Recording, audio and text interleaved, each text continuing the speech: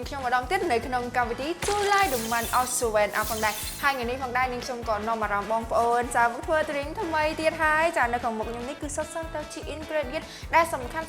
តែម្ដងណាចាហើយថ្ងៃនេះផងដែរនាងខ្ញុំក៏នាំអារម្មណ៍បងប្អូនចាមកធ្វើជាមួយនឹងទ្រីងថ្មីគឺមានឈ្មោះថា Suwen Up Jungle Juice ចាហើយនៅក្នុងនោះផងដែរនាងខ្ញុំក៏មិនភ្លេចដែរជាមួយនឹង ingredient ដែលសំខាន់តែម្ដងណាចាគឺតែងតែនៅជាមួយនាងខ្ញុំគ្រប់ពេលចានេះគឺ Suwen Up ផងដែរហើយមួយទៀតនោះចាគឺក្រូចចាហើយមួយទៀតនេះគឺក្រូចលឿងចាអ្វីដែលនាងខ្ញុំខ្លាញ់បំផុតតែម្ដងបងប្អូនទាំងអស់គ្នានេះឃើញនេះផ្លែស្ទ្រូប៊េរីអូឡើងធំហ្មងណាទាំងអស់គ្នាអញ្ចឹងនាងខ្ញុំក៏ណែនាំជាមួយនៅប្រភេទ drink បែបជាគ្រឿងផ្សំតែម្ដងណាចានេះគឺមានឈ្មោះថា cranberry ចាហើយនេះវិញគឺមានឈ្មោះថា orange juice ហើយមួយនេះវិញគឺចាមានឈ្មោះថា fruit punch ចាហើយនៅក្នុងនោះអ្វីដែលកាន់តែពិសេសទៀតណាអ្នកទាំងអស់គ្នានេះគឺមានឈ្មោះថា rum ចាហើយនេះគឺមានឈ្មោះថា vodka តើអ្នកទាំងអស់គ្នាឥឡូវកុំឲ្យខាតពេលយើងធ្វើទាំងអស់គ្នាតែម្ដងទៅចានេះគឺខ្ញុំយកក្រូចយើងចាហាន់ជាចំណិតស្ដើង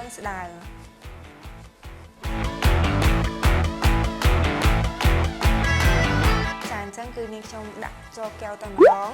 ចាអូអ្នកទាំងអស់គ្នាគឺប្រទះវិញណាអូខេអ្នកទាំងអស់គ្នាឥឡូវហ្នឹងយើងដល់ក្រូចលឿងវិញម្ដងចាអញ្ចឹងយើងចាត់បែបនេះមកវ៉ាវអូខេយើងចាត់ស្ដើងចាដើម្បីឲ្យងាយនឹងចេញជាតិនៅក្នុងទ្រីងរបស់យើងណា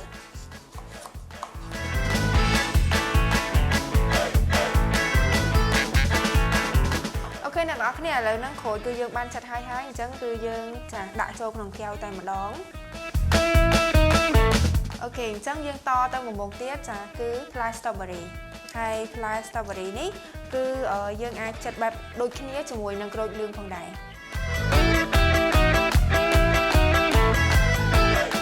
អូអ្នកទាំងអស់គ្នាក៏ឡើងស្អាតហ្មងចាដល់វគ្គមួយទៀតហើយអាហ្នឹងកាន់តែពិសេសទៀតណាអ្នកទាំងអស់គ្នាយើងចាក់ជាមួយនឹងចា cranberry របស់យើងយើងដាក់ជាមួយនឹងចា orange juice របស់យើង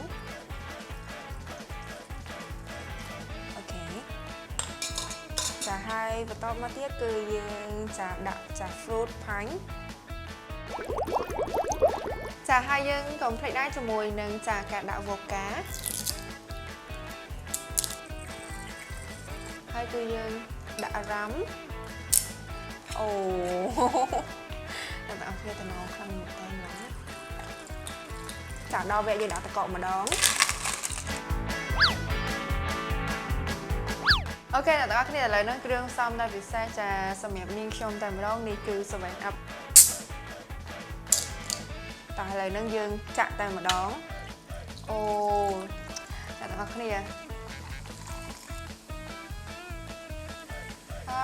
តំណងខ្លាំងមែនតើហ្មងអ្នកទាំងអស់គ្នាតើឥឡូវហ្នឹងគឺយើងដល់វគ្គកូរហើយ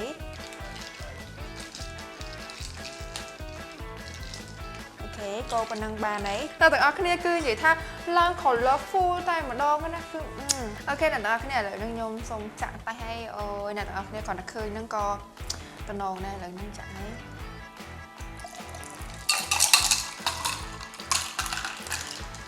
អូខេអ្នកទាំងអស់គ្នាឥឡូវនេះខ្ញុំចង់ដេកូជាមួយនឹង drink របស់យើងតិចឲ្យមានពណ៌រាងស្អាត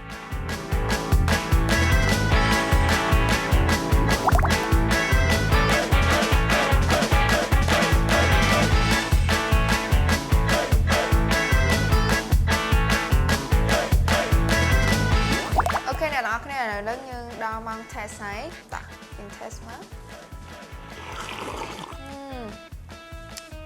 អ្នកទាំងអស់គ្នាឆ្ងាញ់មែនតើមិនតែស្នាដៃខ្លួនឯងណាប៉ុន្តែឆ្ងាញ់មែននិយាយទៅជាប់ចិត្តហ្មងណាអូខេការធ្វើ drink របស់យើងគឺមានត្រឹមតែប៉ុណ្ណេះទេហើយបើសិនជាអ្នកទាំងអស់គ្នាចង់តាមដាននៅវីដេអូថ្មីជួយ like ដើម្បីឲ្យ Suwen Up កុំភ្លេចណាអ្នកទាំងអស់គ្នាត្រូវតែធ្វើការ like និង follow page Food Buzz ផងដែរ Bye bye